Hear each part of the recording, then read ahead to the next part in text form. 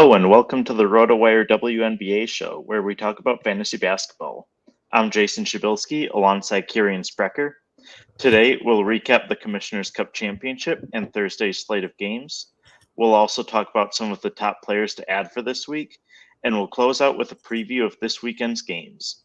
Those looking to test RotoWire's full slate of tools can visit rotowire.com/try for a free trial. If you have questions during the show, you can ask them in the comments and we'll get them answered. If they're asked live, we'll talk about them on the show, but you can also ask them afterward and we'll get them answered in the comments. Kirien, we had a few days off early this week due to the Commissioner's Cup Championship on Tuesday. The game was back and forth, but in the end, the Lynx emerged as the champions. In 4 years of the Commissioner's Cup, we've now had 4 different champions. What stood out to you about the game? I think I just got to go with Minnesota's resolve, right? Like New York went up big early. Sabrina was red hot, and you're kind of just like, here we go. The Liberty are going to pull us away or run away with this. But Minnesota just kept plugging away. They withstood a late comeback too. They kind of just like dominated for a large portion of this game, even though the scoring, the end score was kind of close. Courtney Vandersloot returned to action. So did Lainey Hamilton. Courtney Vandersloot didn't look great. I kind of wish she would have waited for, the not the championship of the Commissioner's Cup to return from her lengthy personal absence. But obviously she's a veteran player. She knows how good she is, and she wanted to help her team, and her team needed her, but she just wasn't right. Committed 3 turnovers. She was a team worst -9 when she was on the court. Lainey Hamilton was a little bit better, right? She struggled from the field and committed 5 turnovers, but overall, she looked more like the player that she was before her absence. Onto the Minnesota side, Bridget Carleton was fantastic. I thought she probably should have gotten the MVP. Collier, ended up getting the MVP. She was a game best +11, and she continues to do her thing. Everybody who's been tuning into the show knows how much I like her game and how important she is to the Lynx' success. And that was on display again, but she kind of went under the radar just because of Carleton's surprising performance. The last thing that I want to bring up is it sucks that the Liberty didn't get the real home court advantage. I don't want to use that as an excuse. I don't think they're going to use that as an excuse, but they earned home court and they didn't get it. So that kind of sucks. And then where was Jonquel Jones? She only took 3 shots. Got to get her involved offensively. She got a bunch of rebounds and was active defensively, but only 3 shots in a game of that magnitude. That seemed a little off to me. Yeah, even though I understand the Liberty's logic of bringing Lainey Hamilton and Vandersloot back for this game specifically, because it is so important, and when they're at their full potential, they're some of your best players. But with both of them, it felt like they were maybe kind of trying to figure out getting back into the rotation of full strength, which is a tough stage to do so against such a talented Lynx team. And the Liberty had the lead for a while. During the first half, they entered halftime with the lead, but they just fell behind in the third quarter and couldn't respond. With Bridget Carleton, I think her lack of an MVP was just the matter of when the MVP ballots were collected. I think that the media voted and they were collected with maybe about 4.5 minutes left in the game. And Carleton kind of went off after that and led Minnesota to the victory. So I think that if the ballots were collected at the end of the game, it's probably a different story. So it's unfortunate for Carleton, but still well-deserved from Napheesa Collier. Yeah, that's a great point. I did see someone tweeting about that after the game. So I think that is a really crucial aspect of it. How do you not wait till the game is over to vote for MVP? That seems off too.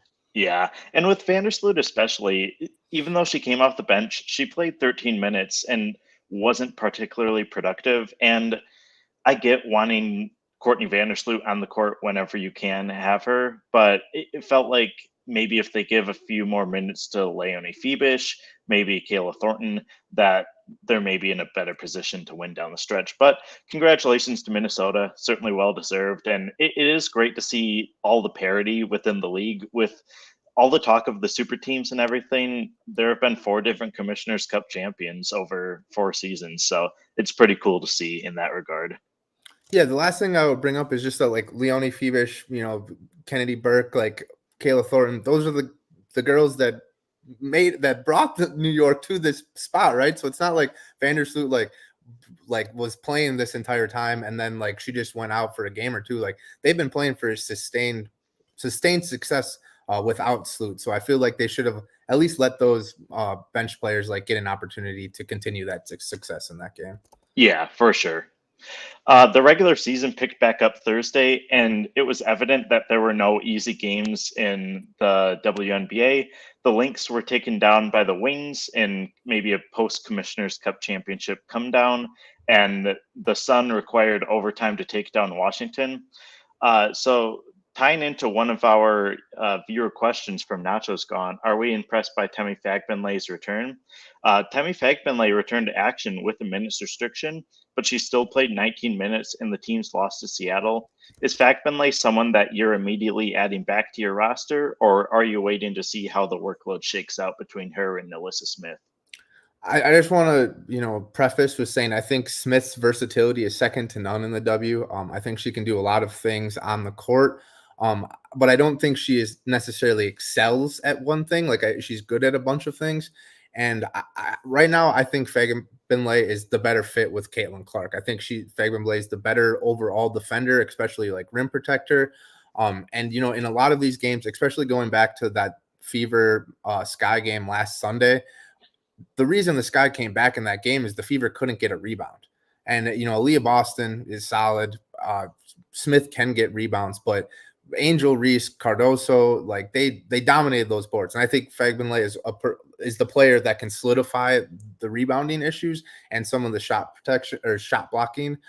So I think I've added Fagbenley in leagues like a couple days ago, anticipating her return. I think eventually she'll probably move back into the starting lineup.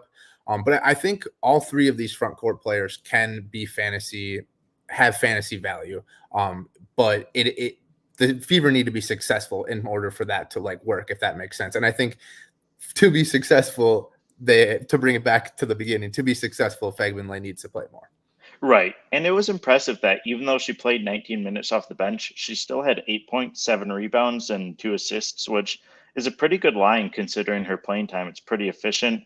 And yeah, it feels like, especially if the Fever continue to lose games, and because they're still in playoff contention, so they still have something to play for. They're not tanking by any means. And if Fagbenley gives them the best chance to win, it feels like NaLyssa Smith might be reverted to a bench role or something. We talked on Monday about some player like trade candidates. It feels like NaLyssa Smith's value might be at an all-time high, and if you're able to find a different fantasy manager to trade for her, while Fagbenley is still having that minutes restriction, that might be something that's worth looking at. I also like, I'm not saying like bench NaLyssa Smith. I also think that having a rotation of those three will be helpful so that, at times, like when Fagbenley was hurt, at times, if they just had Boston or Smith in, their next like tallest players, like, Caitlin Clark, like right. That's just not good. So like having three of them so that like two of them can be on the floor, at least for like majority of the game, I think will really benefit. But yeah, I think probably like trying to trade away NaLyssa Smith at this point is probably a pretty good move. Yeah, I think that all three of those front court players will have fantasy value, but it's just a matter of trying to capitalize on Smith's value, because I don't know if the upside will be consistently there as the season progresses. So thanks so much for that question, Nacho's Gone. Finally, we got some unfortunate news this week, as Lexie Brown will be out indefinitely due to Crohn's disease. She'll be sidelined at least through the Olympic break, and she was also sidelined for a while last season due to this issue. So we certainly wish her all the best. Do any of the other Sparks backcourt players stand out to you as players to add right away? Yeah, I mean, just before I get started, like, wish her the best. You're 100% right about that. If anybody has experienced Crohn's disease or knows someone who has, it's terrible. So hopefully best of luck to her moving forward. As for fantasy and basketball, the Sparks backcourt, we talked about it. It's been a revolving door all season, right? Kia Nurse and Aari McDonald remain starters for the time being, with McDonald probably being the higher upside player of the two, given like recent performances. But Zia Cook and Ray Burrell have both totaled 39 fantasy points over the last 2 games, so nearly 20 points a game without Lexie Brown. Like they're definitely streaming options, but at this point, I still think I like McDonald long term, but Nurse, Cook, and Burrell should all be streamed at times. I'm streaming Cook and Burrell in a league that I streamed Myisåçha Hines-Allen and Emily Engstler yesterday. So, a lot of streaming options still available. And I think Cook and Burrell can provide like a pretty high floor for the foreseeable future with Lexie Brown out. Yeah, I think that especially for fantasy managers in deeper leagues, like you said, the Sparks backcourt has been a revolving door. So sometimes streamers can be hard to come by in like those 10-team leagues. But if you're able to get some of the Sparks backcourt players, and they'll probably be inconsistent. Like even Aari McDonald, we look at her and she's probably the best like long-term option to have. But she had 13 ESPN fantasy points during their last game. So there will be some inconsistency, I think, from all of them, but if they can all have some sort of role, I think that'll be good for fantasy managers. And just, McDonald had like 6 straight of 20 plus fantasy points before that 13.1. But yes, like I said, it's been a revolving door game to game. You don't really know what to expect, but you can expect there to be some production from the backcourt. So you're kind of just like throwing darts at the dartboard blind, but there's value to be had there for sure. Right. Yeah, certainly not moving on from Aari McDonald just yet. Before we move on to the next segment, if you enjoy content like this, please consider liking and subscribing to the channel. This is a short week for WNBA fantasy matchups, making every decision that much more important. Sticking with the Sparks, one player I'm considering picking up is Stephanie Talbot, who has been dominant in Cameron Brink's absence despite coming off the bench. Lee Ueru has taken on a starting role and has played pretty well, but Talbot has had plenty of playing time off the bench, including at least 30 minutes of playing time in each of her last 2 appearances. I initially viewed Talbot as a secondary ad, with Ueru being the primary, but I think that's flipped now. I would probably consider Talbot the player that you want out of these two, with Ueru still having some value, but I think that Talbot is probably who I prefer at this point. Yeah, it's tough. I think we'll probably be going back and forth on this for a while. But I just think Talbot's like, history of being in the W and consistent production probably puts her just a little bit higher.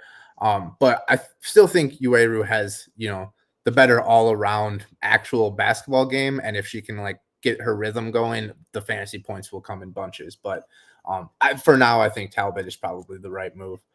My first player to add is Myisåçha Hines-Allen. I mentioned her earlier, forward for the Mystics. She's moved into the starting spot that was vacated by Carly Samuelson, who is out indefinitely after breaking her hand. Hines-Allen finished second on the Mystics with 34 ESPN fantasy points on Thursday. She's been an interesting player the last couple of seasons. I think like last year we projected her pretty high, and then like all of a sudden she just like couldn't play 20 minutes in a game for some reason. That minute restriction, whatever it was last year, seems to be gone. When they've needed her, she's played big minutes and produced in fantasy. So I'm willing to roll the dice and hope that she can maintain the starting spot and keep playing 25, 30 minutes a game. Yeah, I think that especially if you are in one of those deeper leagues, Hines-Allen has the pedigree. Like she's performed really well in the past. You look at her 2020 season, it was during the wobble and it was the shortened season, but 17 points per game, 8.9 rebounds per game. And like that is something that like if she's still doing that these days, she's probably a top 20 player. But obviously she isn't quite the same player now, but 3 consecutive starts, and the Mystics just continue to deal with absences. It doesn't feel like that's going away anytime soon. So I think that Hines-Allen definitely has a lot of streaming value at least, and it's probably worth even thinking about keeping around on your roster, especially if you're in like one of those 10-team leagues. We talked a little bit about her earlier, but Bridget Carleton has been a starter for the Lynx for most of the season, but she's been especially productive in recent weeks. She stepped up with some late heroics in the Commissioner's Cup Championship, and also matched her season high mark of 30 ESPN fantasy points during Thursday's loss to the Wings. She still has the occasional lackluster performance, but she feels like a must roster player at this point, I think. Yeah, absolutely. She had the huge game in the Commissioner's Cup Championship. The Lynx had a down game yesterday, maybe a little hangover from the championship, but she was strong, 17 points. She scored double-digit fantasy points in 7 of her last 9 games.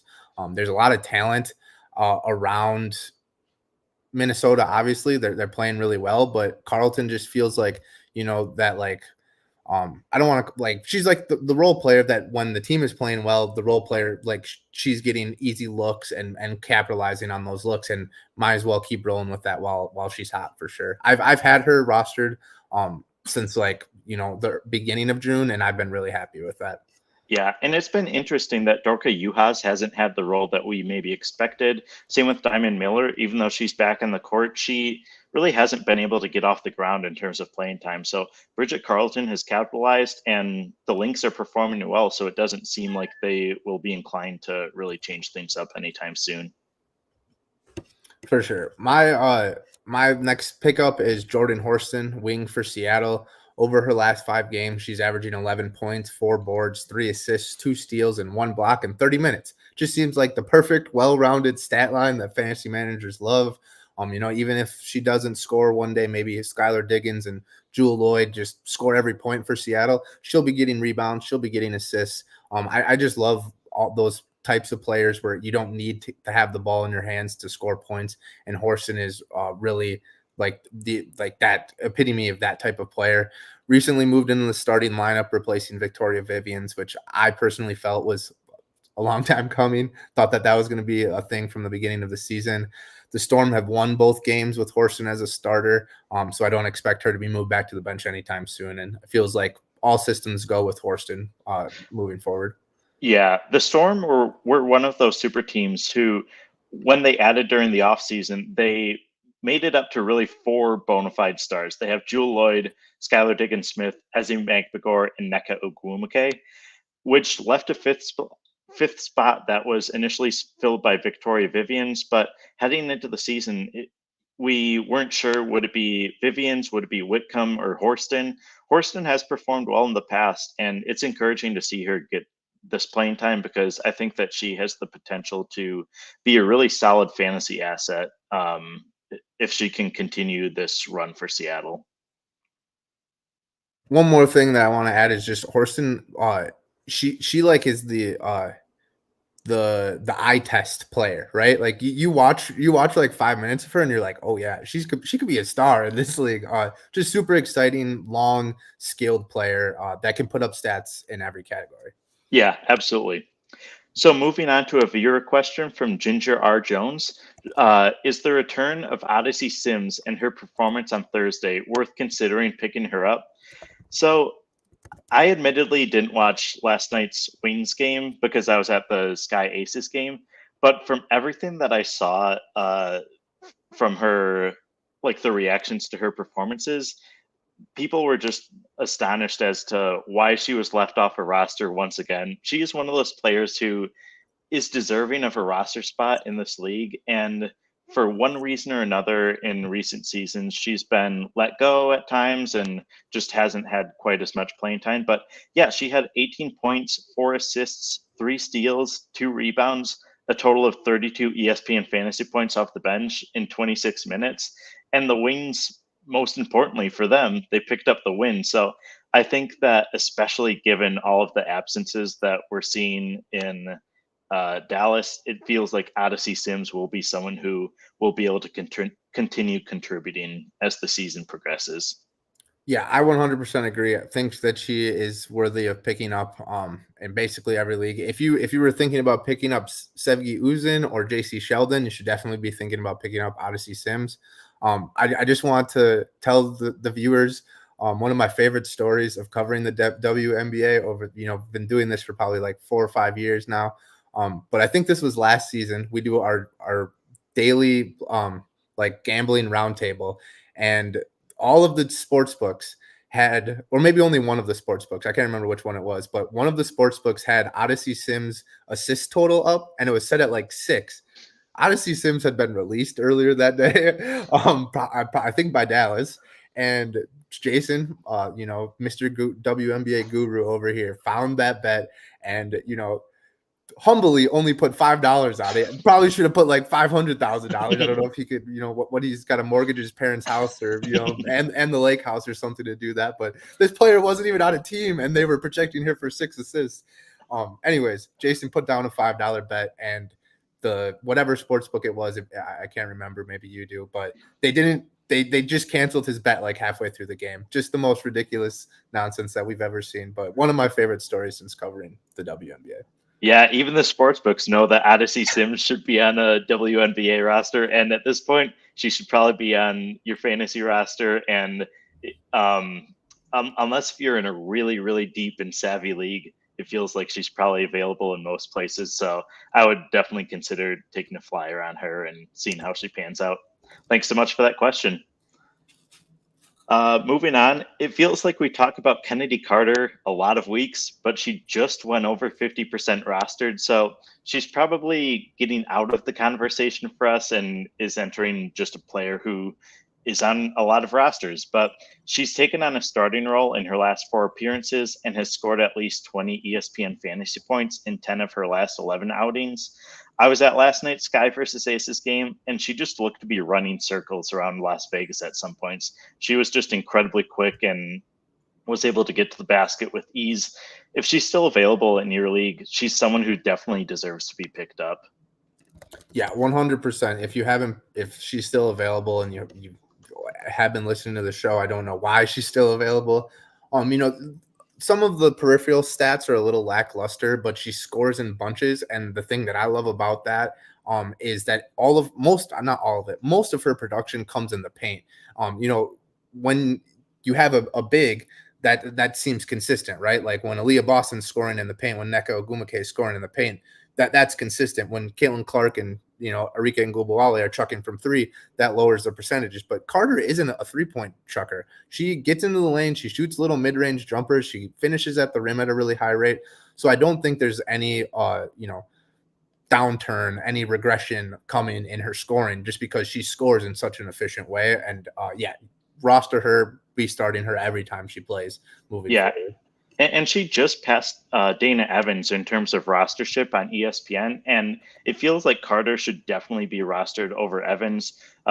Evans during Thursday's game played just 6 minutes and was held without any counting stats. So it feels like Carter is definitely the player that the Sky want to have in their backcourt. And even Lindsey Allen has been able to take on more of a leadership role as the point guard. So I think that between Carter and Lindsey Allen, it doesn't feel like there'll be much of a role for Dane Evans, unfortunately. But I think that both Carter and even Allen in deeper leagues are probably worth adding. For sure. My final pickup, we talked about her a little bit earlier. Aari McDonald, guard for the Sparks. The Sparks backcourt is, a revolving door, and you don't really know who's going to produce what night, but McDonald is still rostered in less than 30% of leagues. She scored double-digit fantasy points in 13 straight games, including at least 24 fantasy points 7 times during that stretch. And like I said, there was a span of 6 straight, at least 24, before she scored only 13 in the last game. So she's firmly like in her hot streak of the season. And you should probably be playing her this weekend if you have a guard spot available. Yeah, and I know I mentioned her 13 ESPN fantasy point performance from her last appearance, but that's an outlier. That's not what we've grown used to with McDonald's recent performances. She had posted at least 20 points in her previous 6 appearances, so I think that she's going to be just fine, especially with Lexie Brown out. There should be plenty of opportunities. She's not going to go 0 for 8 from the floor every night like she did during their last game, so I think that there will be – it feels like McDonald will be the new Chennedy Carter, where we just keep on preaching about her every week, and maybe eventually the rostership goes up a bit. So moving on to our final segment, it'll be a slightly quiet weekend in the WNBA with 2 game slates Friday and Saturday, but that doesn't mean that there will be any shortage of action. Kirien, what matchups are you most looking forward to? All right. Well, so this one's probably not like the most exciting game or games of the weekend, but I really need Atlanta to show some life this weekend without Ryan Howard. They face tough tests. They face the Sun tonight and then the Liberty on Sunday. But I'm afraid that if they fold this weekend, if they lose both these games by 20 plus points, that might be it for the season. Even if Howard returns, around the Olympic break, a little bit before, after, whenever she does return, like this weekend feels like a really critical time in their season. They're currently 6-9. We're projected to be like a 500 team. So, if they lose both these games, all of a sudden you're 6-11, and then you got to win like 14 of like, you gotta go get really hot in order to reach the 500 mark. I'm not gonna try to do mental math on live on the air here. That don't need to embarrass myself or bore any of the viewers. But Atlanta needs to get hot. I think for the gambling roundtable, I submitted Alyssa Thomas's under for points, rebounds, and assists, and the stat that I had was Atlanta over their last 3 games is like minus like 50. So they're not only losing, they're getting blown out. They aren't showing any life. Jordan Canada is the one player that I'm looking to help them snap out of this slump. She made her season debut last Sunday. She played only 14 minutes. She's going to need to start and be the best version of herself for the Dream to have a chance tonight or Sunday. Yeah, Atlanta has lost 3 consecutive games. All 3 of them have been by double digits, and their final game before the Commissioner's Cup break was a 21-point loss to the Liberty that, to be honest, could have been a lot worse as well. The Dream just looked outmatched, and that was at home. And now they have to go on the road to Connecticut and New York, which are 2 of the better teams in the league. So it feels like their season is kind of unraveling a little bit, but if they can have a solid performance against the Sun or the Liberty, even if they don't emerge with the win, that might give them just enough like hope for down the stretch that they'll be able to maybe string together some wins. But looking at the standings, the Dream are currently 7th with a 6-9 record. The Sky, the Fever, and the Wings are right below them. And it feels like even with the Wings 4-13 record, I think I would prefer any of those other teams over Atlanta for as long as Ryan Howard is out, at least, because they have looked just lost without her, which is understandable. If you lose your cornerstone of your team, there are going to be some learning curves that you have to deal with. But I think that it's been really tough for them to really find any footing over the last few weeks. Yeah, losing your best player is obviously going to hurt, but like Alyssa Gray, like, Jordan Canada, Tina Charles, like Parker, like they just have shown no life at all. Like I understand maybe losing some games, but at least like show some life and make it respectable. I just saw this stat come across the Twitter feed. Chelsea Gray has played 60 minutes this year. I want you to take a guess as to what her plus minus is during those 60 minutes. Oh boy. Let's go with plus 37. Plus 31. Pretty close. You knew it was a little bit of a trick question. That's insane. Yeah, especially with the Aces struggled earlier in the season, but they've been hitting their stride as well lately. So it's been good to see them turn it around as well. For sure. I'm also interested to see whether the Wings will be able to keep their momentum going against the Storm.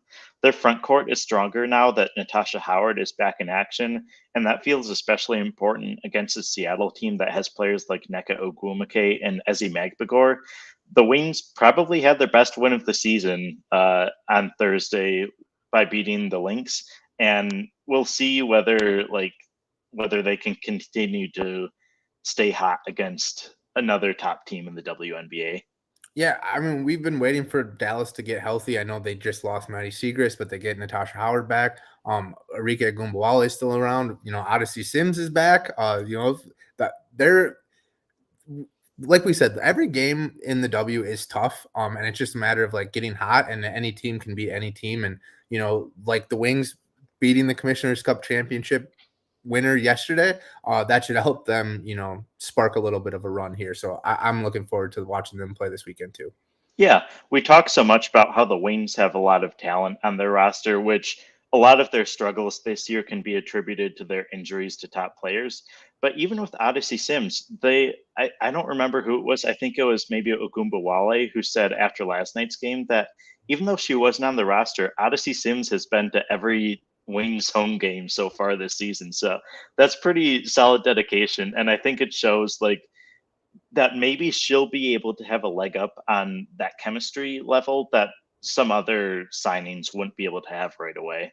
Yeah, for sure. That's a fantastic little tidbit of news in there. And yeah, like this Wings team was a playoff team last year, right? Like they were underperforming because of injuries, but they got a lot of talent, and hopefully they can make a little bit of a run here and get back into that playoff picture. Yeah, absolutely.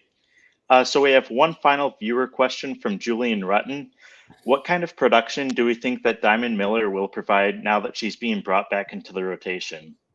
So this is admittedly a very tough question because Diamond Miller didn't have much of a role to begin the season. She played no more than 15 minutes in any game. And I remember there was a double overtime game against Seattle on May 17th. And she was at 15 minutes. I was watching this pretty closely because I had her under for one of her stat lines, but she didn't see a minute of playing time in either of the overtime periods. So the Lynx were battling with the Storm and wound up coming out with the win. But out of those 10 minutes in overtime, she didn't see the court at all. So I think that it can probably be attributed to the injury that caused her to miss time. It was her knee injury, but she returned to action, played just 3 minutes. She's, I think, on the waiver wire in a lot of the leagues that I'm in, and her performance last season you would think that she would be someone to consider picking up, but I just can't bring myself to do it right now. I don't know that the Lynx will be bringing her along very quickly, especially given how long she missed. So it feels like she'll probably be limited until at least the Olympic break and potentially even longer. So I think that there are just so many other values out there in free agency and waivers that you can probably pick up instead of Diamond Miller at this point.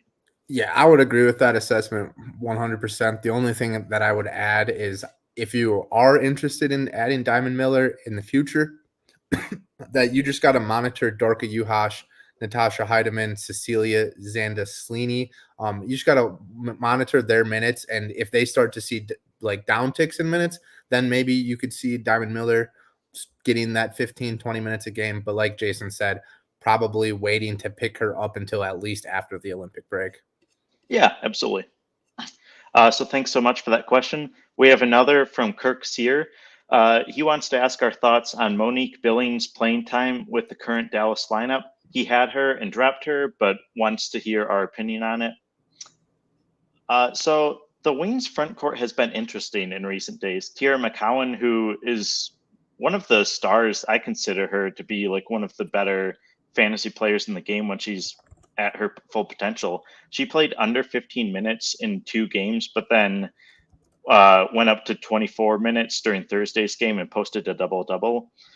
Billings, I think, will probably have more inconsistent playing time as the season progresses. She's come off the bench in 3 consecutive outings, which even if you're a prominent player off the bench, your playing time just naturally fluctuates because there will be some times when a coach's starting rotation is playing particularly well and there just won't be the minutes available. But I think that the fact that Billings has posted at least 24 ESPN fantasy points in 2 consecutive games shows that she'll still be able to have a role. It'll probably just be a lot more inconsistent.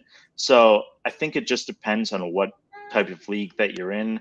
If you're in a 6 to 8 team league, she's maybe more of a streaming candidate. If you have her in a 10-team league, I'm probably keeping her around just because I don't think that there are better options. But yeah, if you're looking for consistency, she might not be able to provide that. But I think that she'll still have that upside, especially as the Wings test out different combinations to see what works in terms of their rotation. Yeah, I would agree. Despite moving to the bench, she's actually played more minutes over the last 3 games than McCowan has. McCowan has had a couple of bad performances, and Billings has only had 1. One interesting thing is that her inconsistent performances are just like a thing of the season, right? First game, not very good production. She moved in the starting lineup, 3 good games and then not a good game, 3 good games and then not a good game. It's just like one of these things. It's not just her move to the bench. It's just that she is an inconsistent producer. And when she's having that inconsistent production, you're going to see more production from McCowan and Howard.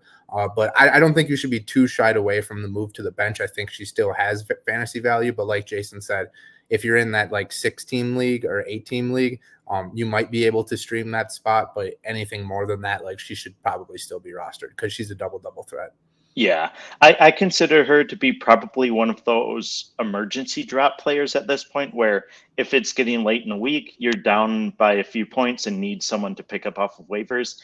She's probably someone that can be dropped. You might be able to get her back, but I don't think that you need to drop her just for the sake of doing so. For sure. Thanks so much for that question, Kirk. That does it for our Friday show. We'll be back this coming Monday at 1 p.m. Central. Be sure to join us then. Thanks for watching.